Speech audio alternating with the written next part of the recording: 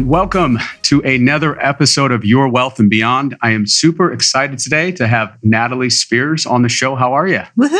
I'm good. How are you? I'm excited to be here. It's kind of weird. I'm introducing you to my show, but in your studio. So it's kind of just that whole weird concept. Yeah, but it's super cool that we're here because this is the first podcast I've ever actually done in my own studio. And I love it. It's looking great. You guys have really put it together. So, with us, this is the 35th episode. And, when we think about me starting the show, it was built to help business owners and entrepreneurs build wealth and find purpose. And I kind of do it selfishly because I can learn from those like-minded business owners that have done it and done it well. And today we're going to talk all things social media, digital marketing. So excited to have you here. So when we think of that industry, right, social media 10 years ago didn't even really exist. Yeah. How'd you find a passion to get into this industry back years ago? That's a good question. So I'll tell you my story. It's an interesting one. So about 12 years ago is when I entered this field of social media, which obviously wasn't even a term back then. So what I was doing is I'm a native here in Scottsdale, Arizona. And so I was working for a local entertainment company called Steve Levine Entertainment. And I'll pivot really quick. Andrew and I are an EO together, Entrepreneurs Organization. And Steve Levine is actually the president, the current president, exiting president of EO. What's up, Steve? Boop, boop. So that's cool and it's in itself. But so basically what I was doing is I was working for his company back then. I was 20 years old and I was the only female events promoter here in town. And so that was when Scottsdale was so different. That was when the W Hotel was just being built. You remember when Axis Radius and Suede and Mist were there? And Suede. That's it. And that's it. They don't make them like Suede anymore. That was all that was down in Old Town. And so my job was to get people through the doors of all the different venues. And what happened was I would then get paid $5 a head of anyone that I could get into these concerts, venues, whatever the case was. So that was when you needed a college email to use Facebook. That was when Myspace just came onto the scene. And in 2009, that's when Twitter was invented. So all of these media channels were so new. No one really knew how to optimize them or use them. And so for me, I saw Myspace as a really unique opportunity to turn it into this basically virtual business card where people could come and they could learn about that. Basically, they could see how much fun my friends and I were having, and then they could learn about all the events that I'm trying to push. So what I did is I went and I taught myself HTML coding. And so then I learned how to go on the back end of my MySpace and basically code it. And so I went there and I coded a data capture widget. And so what this data capture widget did was it allowed users to come to the page. They can then type in their name, their email, their phone number. There'd be a drop down as to what club or a concert or event they wanted to attend, and then how many guests they wanted to bring with them. So when they submitted that, it would actually text message my cell phone, and I would put them on the coordinating list to whatever was, going on. And so it was really interesting because backing up. So what would happen, why they would want to do that is because they would basically save $20, $30 on a cover charge, and they would get in for free. For me, I was collecting data and I was getting paid $5 a person. So it was a very equal exchange. So what I would do every single weekend is I would go out by myself most of the time. And then I would let everybody who signed up for my guest list, I would let them in. And some they would spend more money than others. They'd get a table or whatever, and I'd get paid out on that as well. So once I got all of my people in through the door, I then went down the line, everybody waiting in line to get into all these different concerts, the people that were going to pay the $20, $30 cover. I went and collected all their phone numbers. So then every Friday, I would send a huge mass text message driving everybody to my MySpace page. And it was like a cycle. It went on every weekend. So I was making a bunch of money and it was great. So I remember one Wednesday, Steve called everybody into the conference room, and I'm the only female doing this. It was all boys. Steve called everybody into the conference room and he pulls my MySpace page up on the screen and he's kind of like, look, boys, look what Natalie's doing. From there, he gave me a department in his company and we called it New Media. This was before the term social media existed. Had a couple interns, and then I ran social media for him and his clients for a couple years. And it was a lot of fun.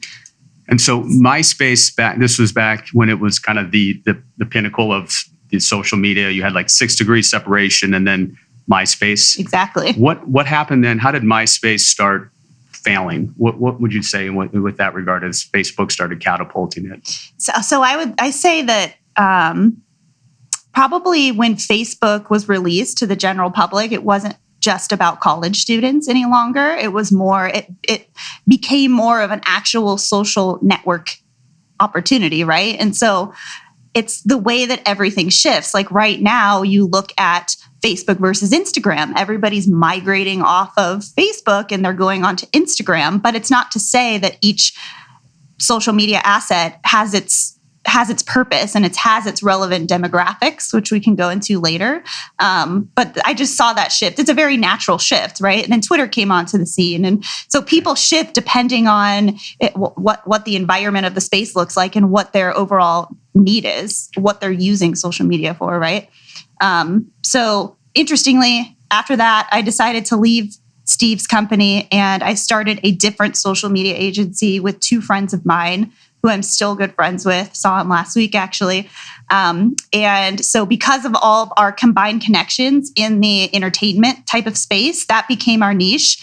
And so we had clients all over the United States and into Mexico, all the major entertainment cities. So like Lavo, Restaurant New York City, you have Marquee in Vegas, some clubs in Cabo San Lucas. And so you were taking the data and the game plan that you had helped Steve and build out that, and then you guys build that out on a national level. Then we built that out for Facebook purposes, and we were just collecting data and driving different leads for whatever the purpose was, right? And so social media was so different back then. You didn't have to pay to play. Yeah. If you were smart and know how to optimize it, you could really get a lot out of it. Now we know it's pay to play. But that's kind of the high level of my story. I saved up all my money from all of the different promotions that I did with Steve. And that's how I started SocialAlly, just completely grassroots from all the money I saved. And I started out of my house with 1 employee in my house, and then I had 2, and then I kind of just naturally grew from there. And this passion to build, in a sense, 2 companies by the time you were probably 25, 26, where did that come from? Was it innate from growing up? Was family entrepreneurs, or did you always have that passion in you to build something? So that's a good question. So my parents, my mom passed away when I was 25. And so that was right a year before I started SocialAlly. And so that was really a defining and changing moment in my life. And it made me realize there's a lot of different things. It was obviously the most difficult thing I've personally ever been through. But my mom and dad were both entrepreneurs their whole life. Before I was born, they had different retail stores. And then after that, my dad still is self-employed and has his really successful business. And my mom had various businesses while I was being raised, so she could stay at home with me and raise me. And so I think that I saw that, growing up, and it just became second nature to me, even though I was so young, you're so young, but you're subconsciously picking up all these attributes and behaviors of the mindset of a leader and an entrepreneur, right? And so I think that that's really what shaped me into the person that I am today. And it's a testament that you were successful like in 2021, and then you started the first venture, but you saved all your money. Most young college kids or right out of school, they would have seen the success and then go buy, the car. Well, I do got to tell you.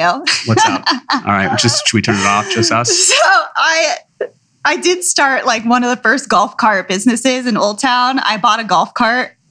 It was like an existing business. It was like the only existing golf cart business in Old Town. I mean, a decade ago, when golf carts, the whole thing was coming onto the scene. So I bought an existing business for like $10,000, and this golf cart and his whole Rolodex of people. That lasted 2 weeks. That lasted 2 weeks that I sold it. You were driving the cart too? I drove it one night, and I actually made a ton of money because people were just handing me tips. No way, that's a shocker. But then I'm just like, these drunk people are crazy. I don't know. I was getting hit on left and right. So then I ended up just renting out the golf cart for people. So people would pay me a couple $100 a night to rent my golf cart. And then it kept breaking down. And then my boyfriend at the time was just getting so mad because he had to keep fixing it. So it was a whole thing. So 2 weeks in and out. See, listeners, that's smart though. She had this business idea, figured out this was a dog, sold in 2 weeks. Yeah. So probably lost about $5,000. Oh yeah, there's a little. We chalk it up. So again, that entrepreneurial spirit right there. So then you go and you bootstrap SocialAlly. So this is when, again, the infancy of things. You've seen that the data works. You are getting to understand how these platforms, how they're working, right? Facebook at that time is really probably starting to go into overdrive now that the masses can get into it. So when you start building out this company, you said it was just in a room. Did you have any employees, or was it at that point just you? And then you're like, I want to get away from just being in the entertainment field. I can help all businesses. Yeah. So when I first started, obviously it was just me. So when I started SocialAlly, I was a SaaS model. I was selling my social media management, basically software, kind of like a Hootsuite, if you're familiar. And so that was how the business started out. And I got in with different groups that would kind of word of mouth would just spread and people would come and buy it. Why I stopped doing that and went back to my consulting roots is because the amount of customer service that required was just insane. So ultimately, that's why I had to hire people, is to run all the questions that would come in for this software, right? And so I scratched that. That lasted, I don't know, a little less than a year. Scratched that, and then I went back to what we're doing now, and that's full service, like consulting and management and all of that. But that's actually what the business started out with. Did you build that software? No, so it was a software that I licensed out of Europe, and I actually took a trip to Europe and met this guy. But I was friends with him through the previous business that I was a part of, and that's the management tool that we would sell and use to run our clients. So that's how I learned it and gained a relationship with this guy. This particular man, he's doing really well now. Good for them. I'm so proud of them. And so when you started looking at these businesses out there, whether small, medium, or large, what were you seeing at that point? Just the I guess the ignorance of what social media was. At that point, digital marketing had started to take a hold. Right. Search engine positioning, paid placements. But at that point, was your main focus trying to teach these businesses that you have to utilize this channel and you have to be, the authenticity of who you are can enable you to step away from the competition? Was it more of at that point, I got to teach of what the value is? So this is so funny because I haven't talked about this in so long. So after the SaaS whole business and I changed it, I was actually training businesses for a while. And it was teaching them. But listen, social media back then was so different. The business was more like organic social media focused. And you look at social media today, you can't just go and post a post on your Facebook fan page and expect a whole bunch of engagement to come and everybody sees it, because the algorithms have changed of all these different assets, right? But back then it was so different and it was so easy to generate leads. It was like you could do that so easily. I personally love software. So I had different software developers that I worked with that I would basically come up with the software from what I needed as a consultant or from a client from them. And I would tell them how to automate and what I need and all of that. So I actually had my hand in building software that I would use in order to service my clients. And like I said, you're talking a decade ago, social media was so different. I wish it was still like that, but now it's like you have to pay to play. The returns must have been incredible. Basically just put some content out there. It was awesome. Loaded up with some keywords. Right. And boom. Yep. There we are. There's 50 new people. And I was constantly studying because, as we know, social media changes every day, weekly, monthly. There's always something new. They're tweaking something on the algorithm. There's always something to learn. And so that was a huge part of it too, is staying above the curve. Yes, I was an early adopter to the field, probably one of the first people. And so that was a big deal, to stay ahead of the curve and be just constantly learning. And that's something I have to keep doing now. It's in every industry, right? Right. And building out the team now gives you that time to focus on the industry, the evolution, things of that nature. So then when you're building out and you start then getting clients, you're like, oh my God, we now need people to help service this. How did you start finding the right talent as you started building your mission, your brand? How was that, trying to find people that connected with you and were believing in the same thing you did and could take care of the clients? That's a good question. That probably comes back to some early issues I had in the business. Probably some bad decisions, right? I tapped into my own network of people, and that is who I hired. And so there was some questionable characters that I hired. And then I ended up hiring friends, which is awesome. I have nothing bad to say about it, but I personally would never hire friends anymore just because of the complexity and the perceived favoritism and all these different items, right? So, are there any friends on staff right now? No. So my cousin, we're going to have to fire them right now. So my cousin is actually our COO, but her and I operate on a business level very nicely, and we have stated boundaries between us, and so it works. It flows really, really great, and so I don't have a concern with that. But just friends in general, I've been down that road, and it never ends well. And so so early on, like I said, I tapped into my own personal network, and those were the people that really helped me build the business. And everyone, no matter what my experience has been with people, if it was positive or negative, everybody basically had a purpose in whatever my life path journey was and their own journey, right? It got them to where they are now, and maybe they're in the social media space too, and they learned from me, right? So everything had a purpose. And so I have no regrets, for sure.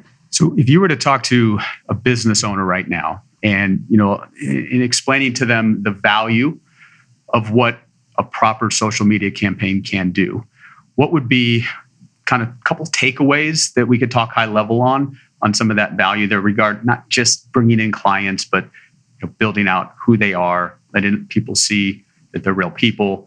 Let's talk through on that. Then we'll talk through on some of the areas or strategies that they can look at, whether they're working with a firm like yours or trying to do it on their own. We'll talk on some of those strategies, and then we'll touch on some mistakes, a lot of the mistakes that we see out there on the campaigns, which I know there's plenty. Mistakes I've made? Yes. That's a whole nother show. Or that people make in social media. I can tell you a whole bunch of mistakes I made.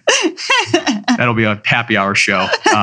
So we'll talk to it like when you're, obviously you have big companies, they know the value of it, but, smaller companies that I know you still work with, how can we teach them of the value of having this as a funnel?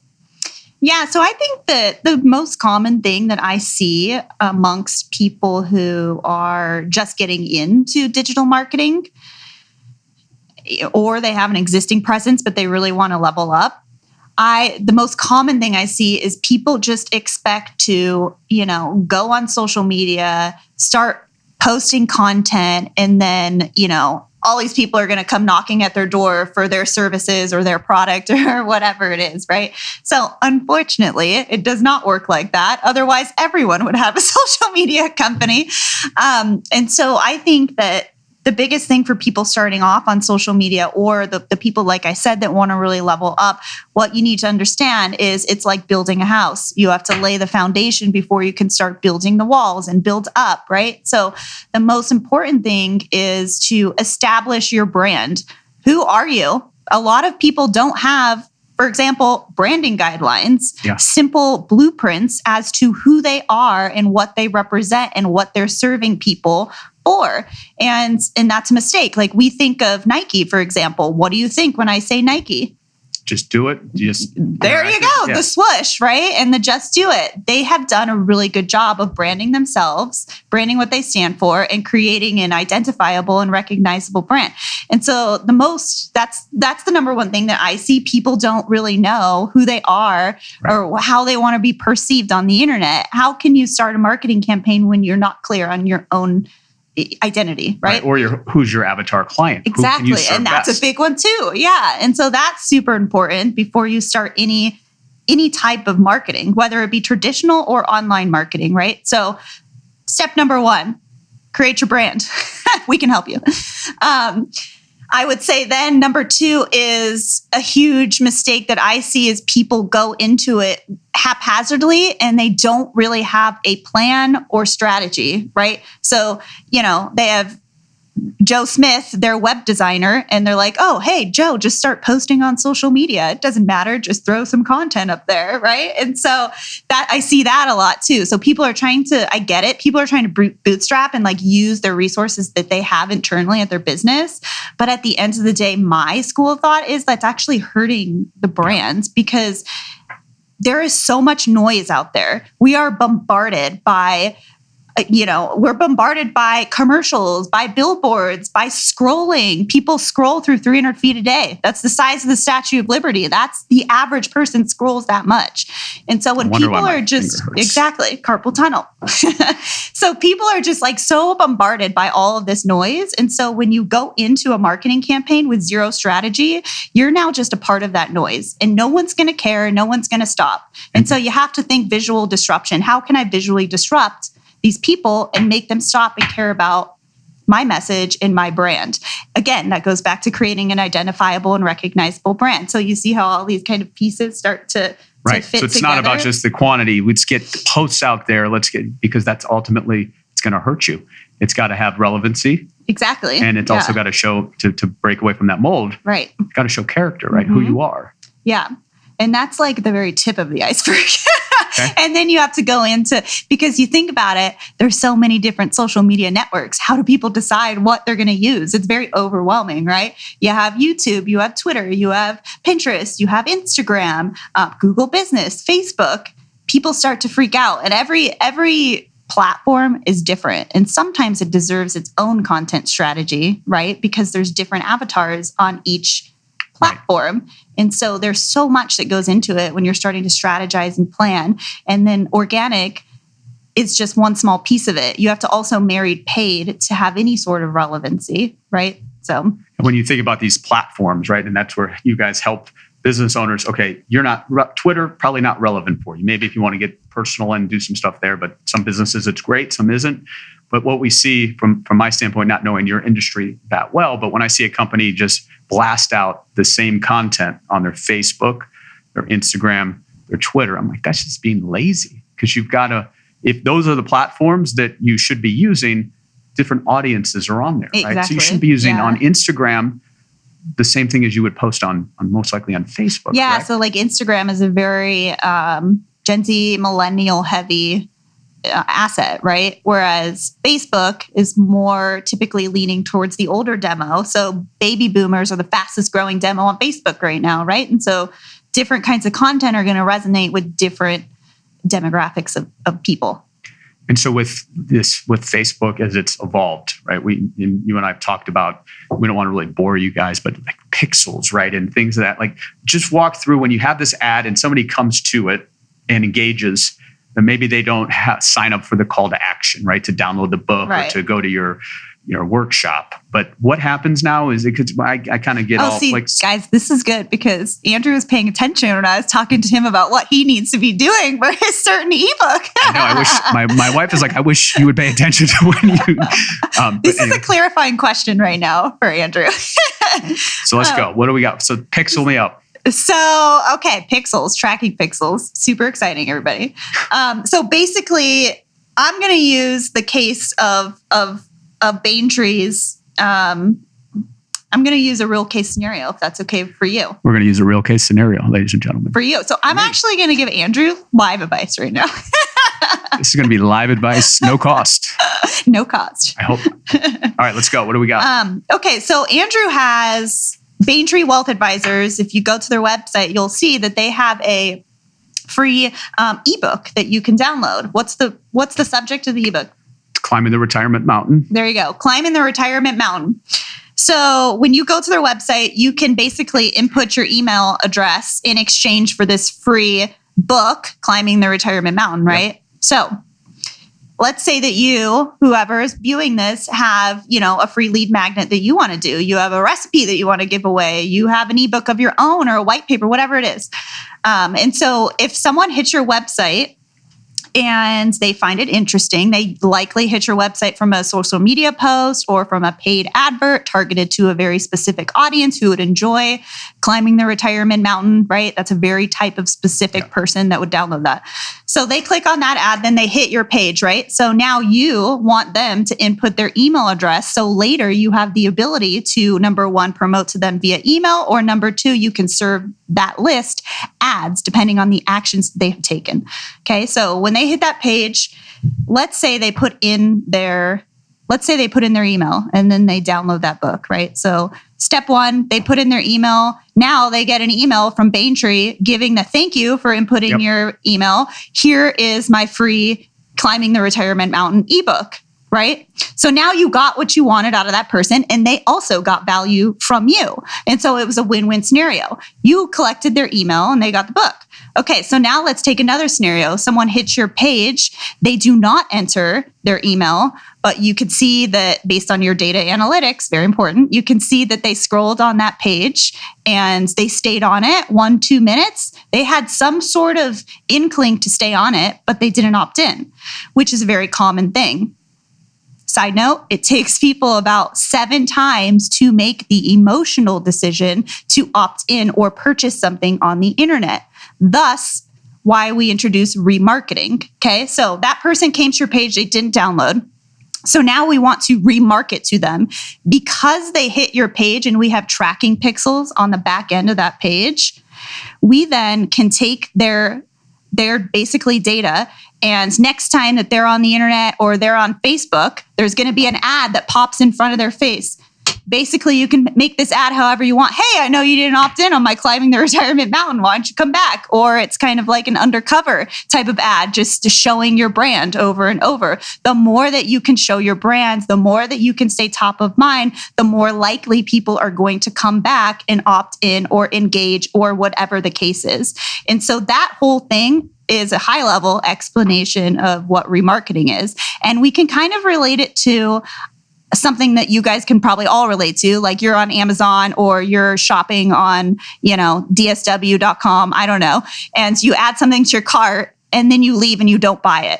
Guess what you see? You see the same pair of shoes like floating around the internet and on your newsfeed. So that is called remarketing. And that is actually cheaper than just doing straight paid ads, because you're basically taking someone that you already pushed traffic to and paid once. So now to remarket to them is going to cost less money because you already paid on the front end to get them to your funnel. And we're subconsciously, even though that's like, it's Big Brother-esque, like this thing's following me.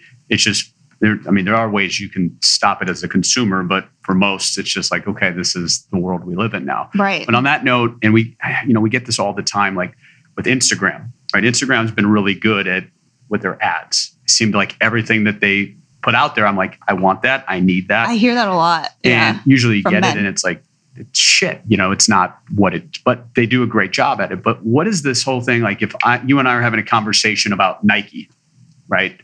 And now if I go 2 hours later on my feed, you'll see Nike. What if there's a Nike shoe there, right? What is that? Are they listening to us? So for example, Facebook Messenger that we have on our cell phone, if you have the app Facebook Messenger, that's listening to you. I mean, like you said, it's Big Brother. Unfortunately, the world we live in, fortunately and unfortunately, it's scary. I get that. But I mean, even your TVs are listening to you, your Alexas, your Google Homes, everything is picking up particular keywords that are pertaining to whatever, list brand partnerships that they have, and they can push and sell this data, right? And it's totally Big Brother-ish, but that's actually what is happening. And with a lot of these campaigns, we talk about tracking and analytics. So you can use the analytics, Google Analytics or Facebook, but what the value add that you guys have developed is being able to really show your client that return. And I know the return sometimes it's not just about, hey, how many clients did we get? Right? There's an intrinsic return of brand identity. Exactly. And sometimes, as you said, it takes 6-7 times. It's that continued, like they're not ready to buy yet or become a client yet, but they keep seeing you and they see the real you. How do you then sit with your clients who are paying you real money and explain to them that, hey, we can't show you a dollar amount today of how much we help bring in, but we brought this type of value. So like, I guess it's 2 points there. One is we can show, analytics of how many people we brought in that actually brought money to the table, return, and then also then how we built out the brand. Yeah, so that's a good question. And I'm going to start that question off by saying that early on in SocialAlly, one of my biggest problems was client retention. And what I figured out was because clients were dropping off, because they didn't understand the importance of the data that they were looking at, nor did they know how to analyze the data. Right. And also, we had a lack of very meaningful data. Everyone accepts data in different ways and they look at different metrics, right? And so I figured out that my retention rate was no fault of my own. I just didn't have the proper data reporting in place, nor did I know how to properly communicate it and analyze it to that client. And so I think to answer your question, when we bring on a client, it's all about setting expectations up front. Let me understand what is important to you out of your time with SocialAlly. What are you looking for from us? What data is important to you? Is it email subscribers? Is it impressions? Is it reach? Is it comments? Is it sales? There's so many different types of goals that can be applicable to social media, and everybody views it in different ways. And so that's really super important, is setting expectations up front. Secondly, is how we monitor the data is we're monitoring every piece of data that we can possibly extract, right? We have all sorts of cool tools. Supermetrics is one that we use that I love. And so that is, when it comes down to it, since every client has a different goal, it's basically being able to dissect and deliver that data so that client sees value, ongoing value in what we're doing. And out of the gate, I always tell everybody, look, we understand that you want sales, for example, but those sales aren't just going to happen tomorrow by turning on your social media. And so it's really a matter of teaching and setting realistic expectations for people, because at the end of the day, we can spend millions of dollars on Facebook ads or Instagram ads, but that doesn't mean it's going to work right away. Otherwise, everybody in the world would be successful at ads. It takes a lot of testing, A/B testing, monitoring the data, monitoring the creative, changing the headlines. There's so many different factors that go into creating a sale on the internet. And that's what people really have a hard time wrapping their head around, because they don't necessarily see all the back end type of work that goes on in order to create a sale. Now, once you find the formula and you find ads that resonate and you find fonts that resonate, or, I've seen up spikes in different product sales by having a front on picture versus a side profile picture. There's so many different elements. So once you find that magic kind of thing, then you can start to create duplicatable processes around that, right? So there's a lot that goes into it. You were talking about how to differentiate yourself from the feed. And I think we kind of can smell out if somebody's not sincere, right? If they're trying to close, right? Like you think of Glenn Ross, always be closing, but you can smell that if it's not right. So it's that happy balance of having this realness for a company, for sure, and providing some value, but not doing it in a manner where it's like, I'm just trying to, push. Because I think that's where, when you see also mistakes that, again, me as the novice, but if I see somebody just all about them, pushing out exactly, them, then you're just like, I'm done, right? Part of where, building out the podcast is, I learn from the people I bring on, but we're not, in this case here, we're not trying to bring on clients. We're trying to push out good value, and it's going to hit different targets, right? This show today isn't going to be good for my retiree client who's 65, but for our business owners, whether they are do-it-yourselfers on the media side, or they may have like an in-house intern, this is the type of value that we're going to push out, and they're going to just see, hey, there's more stuff that we're bringing to the table. And that's the kind of thing that I think leads to that brand awareness and that feeling that this company is there for me, not just for them. Right.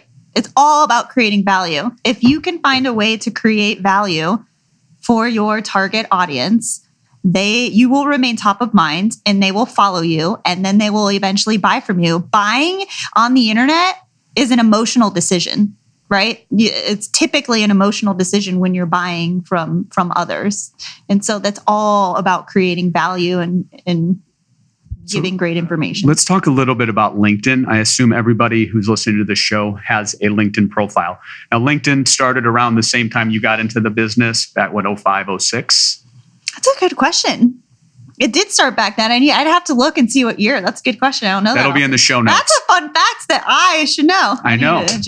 We're going to have to start all over. We'll start the show all over. Also, for younger millennials, we'll have a link in there about Myspace, just in case you guys can go back and look at see what it's all about.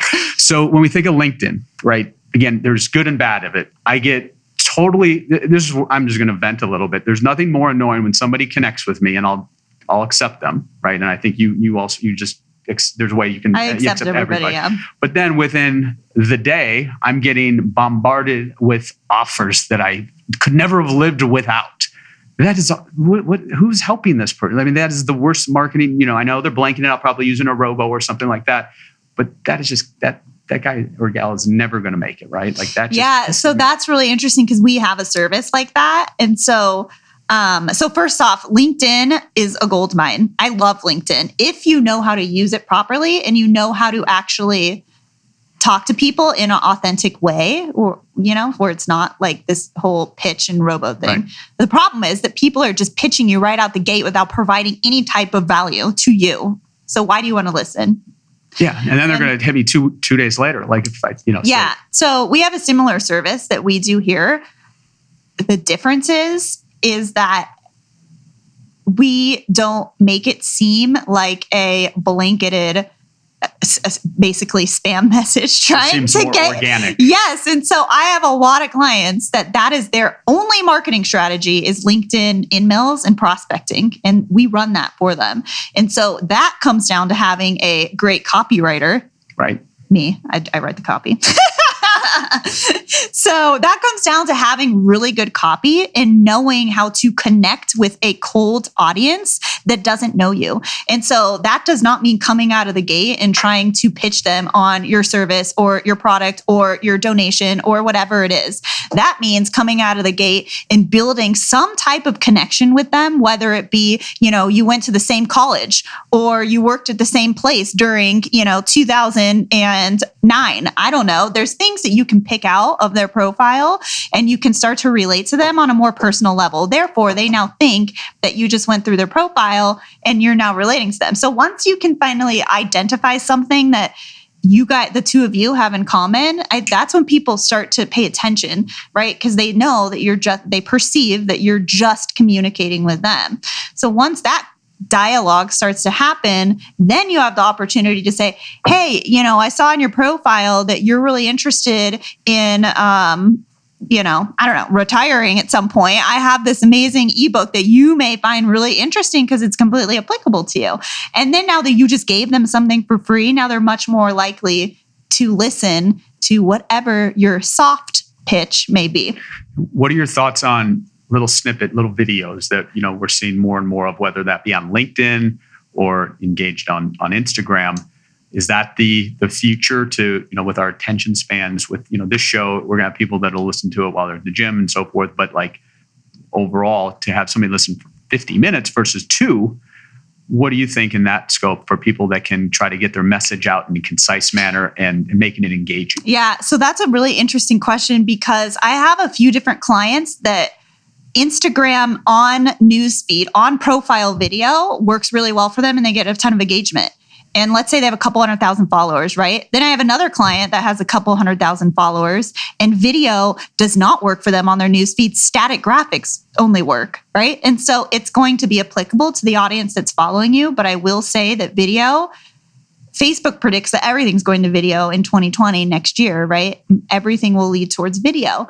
And I think that video is awesome and people need to be doing as much video as they can and start getting comfortable in front of the camera. It took me a really long time to get comfortable in front of the camera. It just does. And that's a practice thing that you need to do. But video, Instagram stories is where it's at right now. Instagram stories are just on fire right now. And I've seen so many different products and services being sold through authentic, humanizing, real video of people just talking on their Instagram feed, telling them, what's a day in the life look like? What's something that I can provide of value to you? A tip that I learned today, something I did wrong that maybe I can help you prevent, or whatever the case is, right? So that's really powerful. And I encourage people to get comfortable with that, because that's where everything's going. And it doesn't have to be this well-produced video. No. It can be one, like you said, grab the phone, Exactly. got a thought. Somebody in our EO group, Dilo, right? He's very good at that. He's good, he just grabs his phone and he's hair's everywhere and he just has a message he wants to get out and he gets that. But that's like realness that you can't fake. Exactly. And people can see that. They can feel your energy on that, and they know it's real. And that's humanizing you. And that's piquing interest in people, because they're genuinely interested in what you're saying. And you completely just humanized you and your business. And it's not like on that take, you don't have to have a swipe up or a link here. You don't always have to be pushing out and saying, go here, right? Exactly. You have to pick and choose your battles in that scope. We had talked a while back on Facebook, and when you have let's talk YouTube a little bit in Facebook. So YouTube is what, the second fastest or the second largest search engine. Yep. Okay, so think about that, listeners. Google, number one, but Google, which owns YouTube, is number two. So video is where it's at, correct? Yep. And then when we think about then the content within that video, being able to then use that as a second hub, that's going to help your organic rankings. Right. So everything that you do, you should think about how you can repurpose it, right? So we take this right now, this podcast that we're doing right now. You can take this, you could slice it up into small little pieces of content under 1 minute for Instagram newsfeed. You can take it and you can post it on YouTube. You can post it on your website. You can get a transcription of everything that we're saying right now in this podcast, and you could do a blog on your website and embed it, which is really good for SEO and keywords, right? So there's so many different use cases for all the content that you're creating. Repurpose. Yeah, the hard part, the heavy lifting is doing these doing podcasts, it, right? Yeah. Doing the blogs. Taking the hour to converse. But then like we've talked about too, like the challenges of now this would be like the 35th show, and then we've also got videos and everything. But now it's like repackaging that, repurposing it, and doing it, right? And that's something that you can't do it on your own. You need to have a team to do it. And the neat part is that if you know your audience well enough, you could build snippets that focuses on, the 45-year-old and the snippet that focuses on the 58-year-old, and then be able to market it. And then be able to track that way, correct? That's right, yeah. So when we look at Facebook, and let's say this podcast was posted on YouTube. So in the past, what we've done is we've used my marketing team would post it on Facebook, but then build the link in to YouTube. You were saying that it's smarter, more engaging, more hopefully followers or people will see it is if they actually upload the MP4 file. Right. So every social platform wants you to stay on their social platform, right? It doesn't behoove them for you to it doesn't behoove them for you to be on Facebook and click a YouTube link and then taking you off of Facebook, right? So the way that the algorithms run, the way that content is shown to the consumer is based on native content. So when we're doing this podcast, you're going to want to put this file on its own on YouTube, and then you're going to want to take it and natively upload it to Facebook, because Facebook's algorithm is going to favor its own content on its own platform over an external link that is taking you off of Facebook. And that's just the way that the algorithm works. And this whole algorithm, right? Just like the Google search index, it's one where you'll do your research, but at the end of the day, you guys don't know what's happening, right? It's constantly changing. So for you, it's just trial and error, and then all of a sudden you figured it out, secret sauce, and then they'll just turn the switch on you. Yeah, a lot of it, you can research it, but it's constantly changing. And so the research may be outdated or whatever the case is. And so we do a ton of testing all the time. And so we just tested this theory. I had this theory about the YouTube link on Facebook like a couple months ago. The account managers actually tested it out there because they needed to prove it to the client, because the client wanted the YouTube link posted on Facebook instead of the video natively on Facebook, right? Our theory was, you're not going to get as much bang for your buck. So we tested out both and we let the data speak for itself, right? So no one can refute the data. The data is the facts. And who won that contest? Well, SocialAlly won the contest. There you go. As you knew that would be the case. So I guess all these platforms, right? Would you say that LinkedIn, if used correctly, Goldmine can be. Absolutely. Depending upon industry. And then Instagram, moving more towards the younger audience. Yeah, Instagram stories. If you're not using Instagram stories, that's something that you need to definitely look into and research for sure. Unfortunately, you have to have 10,000 followers to be able to embed a swipe up feature in your story. And so that's a goal that everyone should strive for, because that's a big deal. Like, for example, if you posted a clip of our podcast today, a 15-second teaser, and you said you could say swipe up to watch, and it'll lead you exactly to where that podcast is hosted. So, but you have to have 10,000 followers to do it. I always wondered how, Rolling Stone could have that, and then they'd link you to their one page that had then all the links to it. Yeah. So Instagram, you have to kind of understand how it works. It's not that easy to link out because, like you said, they want to keep you in their world. Right. So when we think about you as growing this business, right? So let's kind of flip and shift over to business owner hat. And you started this business because you had a passion for it, and you're like, we can help these businesses and this whole infancy of an industry, which social media was not anymore. You kind of were in the forefront of that. Now you've become this business owner, right? So you've got how many employees here at SocialAlly? Is it 20? Yeah, a little under 20. Okay. A lot. Too many sometimes.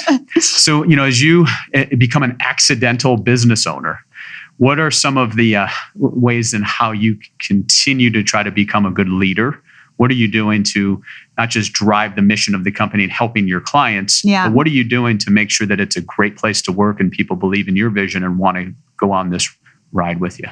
So I was on Facebook this morning when I was laying in bed about to get up, and Damon John posted something that really got me thinking. And what he said was 83% of businesses fail and 1% of businesses turn into multi-million-dollar businesses. So think about that for a second. Like, we're an EO, that's pretty cool because we fall into that 1% category. And that's a really surreal thing for me to wrap my head around. And because this business has probably been the hardest thing that I've ever done. I've never really publicly talked about like all the different struggles and people that have come in and taken advantage of me and sued me and all these different things that I have been through as a business owner. I think that I have been close to giving it up 4 times. And what do you mean by it? So you literally throwing in my hat? Yeah. What, just through people taking advantage, or just the stress? Yeah. Yes, both. The stress is unreal. People, you think of it, you see all these little memes out there, you think of it as an iceberg, right? And so people see the tip of the iceberg through the water. No one sees the iceberg underneath the water. And so when people look at me, they look at me that, oh, she owns this awesome business. Her life is so easy. She's making this money, this and that. It's just not true. Like, no one understands. To be honest with you, didn't start paying myself until recently. And I've had this business for 6 years. I've never said that publicly, but there you go. I just said it on your podcast. Nobody's listening anyway. So, and so it's extremely high stress thing that people don't really understand until they actually go through it. And so for me, that's one of the reasons that I joined EO, is to be able to be a part of a community in which people are going through the same trials and tribulations as I am, because it's hard when you talk to your friends or, your family. If they're not self-employed, if they don't own a business, they can't possibly understand the mental anguish and the emotional roller coasters that you go through, right? And so I am by no means a perfect leader. I still have a lot of learning to do, and I do research and read a lot. I think that one of the most important things to me as a leader is the culture that you build with the people that are a part of your team, right? Because at the end of the day, without your team, you have nothing. You have you. You have the dancing bear that everyone's paying for, right? They're paying for Natalie to the dancing bear. So that's not a scalable long-term thing to be able to run a business. And so, like I said, so culture is really important to me. I like to keep it fun around the office, but also maintain a level of, professionalism and people actually getting their work done. And I think that is what we have here. I think that learning how to spot talent is something that's really important too. I think that leaders will always rise to the top. A lot of times people don't realize that they're a leader, and it's a matter of mentoring them and bringing that out in them, and they always rise to the top and they always shine. And so I think that that's a really interesting thing.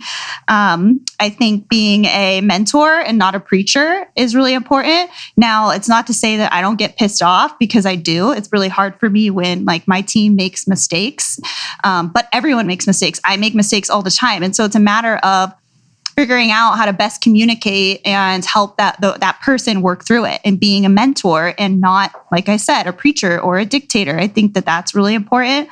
I think that giving credit to your team when credit is due is really important. People want to feel a part of something that's bigger than them and that they're contributing, right? And so that gives people a purpose.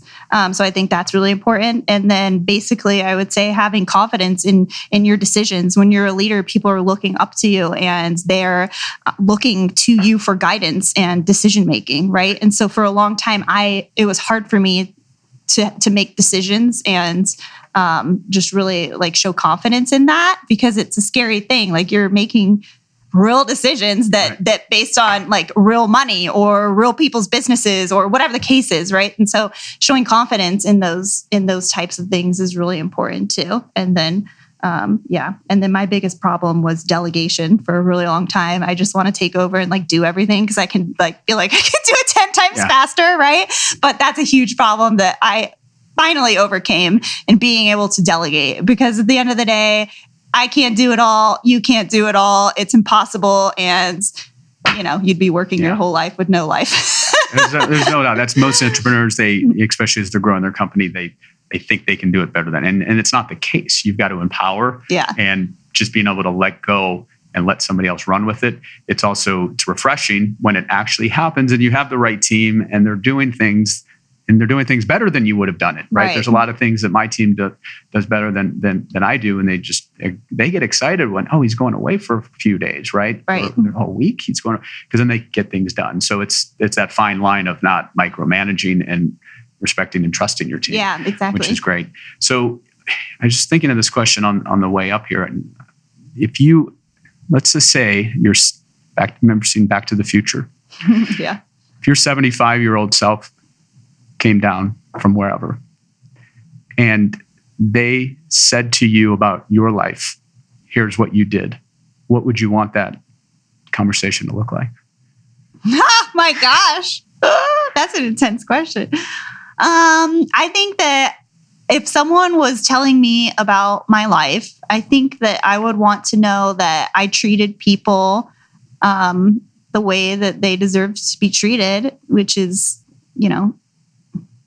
I would want to say that I was a grateful person, that I manifested my own reality, which I did, and that this is so hard, that family is really important to me. So I'd want to have some element of family in there, that I had like this amazing family unit, which I do, my extended and like immediate family, but my future family, that I want to be able to leave. If I have children, I want to be able to leave a legacy for them, right? Something that they can be proud of when I pass on, that I did something amazing and I helped people in whatever way that looks like, right? That's what I would want to be said. And I have one client right now in particular that is a Christian business, and that every day we get hundreds of comments saying these like amazing comments saying about how our particular like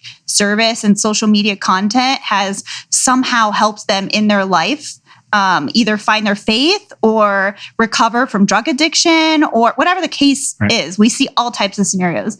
When I read those comments, that's a really cool thing, because literally our team is impacting lives and saving lives and doing these amazing things. So when I think back on my life, I would want to leave that legacy that we as a team made a personal impact on someone's life. I love it. Yeah. Great answer. And that's, when you think about, what you're doing day in and day out and the stresses and everything, and like you said, everyone sees the top part. They see the beautiful office and the staff, and they don't really look at all the blood, sweat, and tears it took to get here. And what now that you guys are on that mission to continue growing it, and now you're at a point where you can grow it the right way, work with the clients that you want to work with. How nice is that to be able to turn away? Cool. I know. And that's something when we both got started, I had to take on every client. And now it's just like somebody will come to me and somebody can come to you guys who are willing to pay for your service. But if you know deep down that they're not the right fit, or they're just going to be a pain, or they're not going to believe in your philosophy or allowing you to lead them where they need to go, that relationship is dead in the water. So being able to then accommodate and build your team and build your vision and build your company so you can do all those things, that's what being an entrepreneur is all about. So thank you for sharing on that. Yeah. So as we come to a close, I know we went over a lot. You said it all. I didn't even know you had the golf cart thing. I think that's just amazing. This podcast was good. Got some golden nuggets that have really never been released, nor have I talked about. So we know how to get it out of people. But as we end today, for the listener out there, just one or two things that they should do starting today to get their social media on track. And in the notes too will be a way for them to contact you guys to see, do you guys do it where it's just like, let's just do an assessment. Let's find out where you are, where you want to be, and then potentially see if it aligns with helping? Yeah, I don't offer that, but I'd be willing to do it for your podcast listeners, some sort of social media audit of what they're doing right now and how they basically could optimize it. I'd be willing to do that. But I think that leaving you with this is, I mentioned the importance of monitoring data and monitoring analytics. I think that the most important thing you can start doing right now is, number one, hook up Google Analytics to your website. Most people, surprisingly, haven't even looked at that nor know how to operate it. So whoever's running your website can do that. And then number two is when you're posting on Instagram or Facebook or whatever the case is, start looking at the insights. Facebook has an insight tab. Instagram has an insight tab. By the way, you need to make your Instagram a business account, not a personal, to see the insights tab. You're going to start to see a pattern, and whatever that pattern is going to be based upon what content you're syndicating. So you may be syndicating, blogs every day, or blogs and different types of memes or video or whatever. And you think that one is really resonating and you should continue that with your content stream. Well, guess what? The insights might tell you something completely different. And so that's going to basically tell you that you need to pivot your strategy. So that's what I'll leave you with. I think the number one thing is you need to monitor your data in order to have a continued solid strategy. Great advice. And I think the other thing I'll take away is be authentic. Don't be somebody you're not. Absolutely, yeah. Because in real life, you can't hide. And on the digital platform, people are going to sniff it out. So be authentic, everybody. Well, Natalie, it's been awesome. Thank you. You crushed it.